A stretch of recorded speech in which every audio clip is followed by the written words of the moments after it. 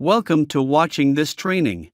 It is my honor to introduce the surface module and introduce how to design the surface in ZW3D. Okay, let's begin.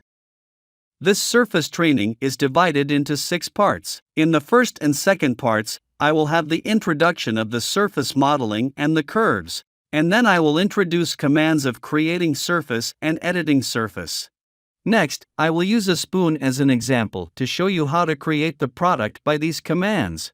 Finally, I will introduce some skills about how to create advanced surfaces. This is the first part. Introduction to surface modeling.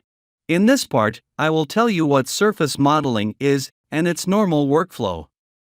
Before introducing the workflow of surface modeling, you need to know the relationship between the shape and surface, and the relationship between the surface and the curve.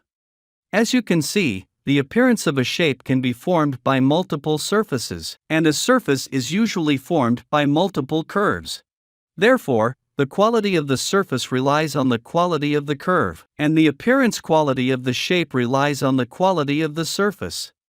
After understanding the theory of surface modeling, next, I introduce the workflow of surface modeling.